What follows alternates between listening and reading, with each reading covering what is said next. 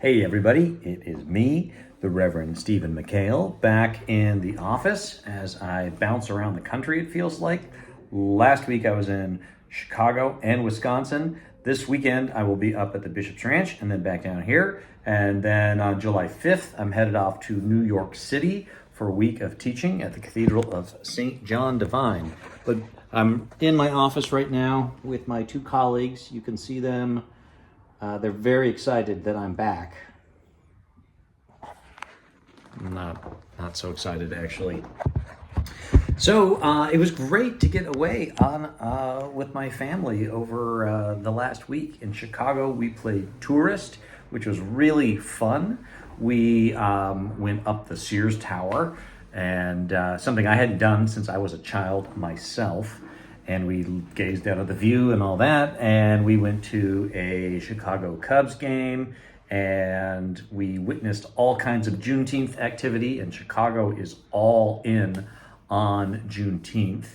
We went to aquariums, I rode a bike all around part of the downtown, and as a consequence, my knee got very sore from doing a little too much walking, so now I'm kind of paying the price for that.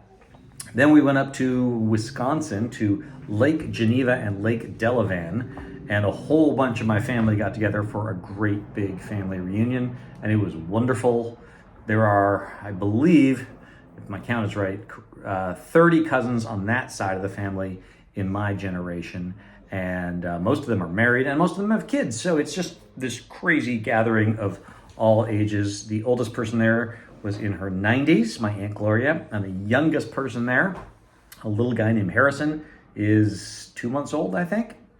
And everyone in between, and there was inner tubing, and Holly went water skiing, and lots of bratwurst and cheese and family mayhem. So it was great. This weekend, tomorrow, in fact, actually, as you listen to this today, if you're listening to this on Friday, we begin Christ Church's parish retreat up at the Bishop's Ranch. 47 of us are heading up there to swim and play in the heat and be together for Compline and night prayer and all kinds of good stuff. On Saturday afternoon, we are going to baptize little Dorothy Margaret Foote in the swimming pool. And then on Sunday afternoon, Beth Foote, Dorothy's grandmother, is going to take the service up there while I drive back Sunday morning to Christ Church to be in church for the 10:15 service. At the 8:30 service, my friend, the Reverend Stephen Hassett, will be taking the reins and be in with us there. Then I'm around next week, which is a short week on account of the 4th of July. And then on the 5th, that Friday, I am flying to New York City for a week with the College of Congregational Development. I'm joining this great team of other priests and lay people and teaching at the Cathedral of St. John Divine in the Diocese of New York. So we'll be right in the heart of Manhattan, which I gotta say, I am looking forward to. The other news to let you all know about this week is that we in the Episcopal Church have a new presiding bishop. He was elected yesterday, and as I speak to you, I'm having to look on the internet to remember his first name. His last name is Rowe, and points to anyone who can beat me to his first name. It is not popping up in the internet immediately, quickly. So other stuff I can make up to tell you while I'm looking for it. Sean Rowe, there we go. His name is Sean Rowe. He is the youngest presiding bishop ever elected. He's 49 years old, or the youngest one in like 250 years. And he was at one point the youngest priest in the Episcopal Church.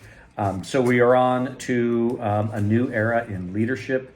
That transition doesn't happen actually until November, when our hearts will all break as the Reverend Michael Curry retires from presiding bishop. And he is sort of a favorite of everyone because he's so optimistic and so charming and so into Jesus and brings a message of love everywhere he goes.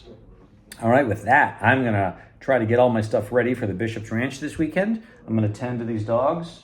I think they're okay, actually. And I'm gonna try and write a sermon for Sunday. So God bless you, people. Take care. If you're coming to the ranch, I can't wait to see you. If you're not coming to the ranch, I will miss you, but I'll see some of you back here in church.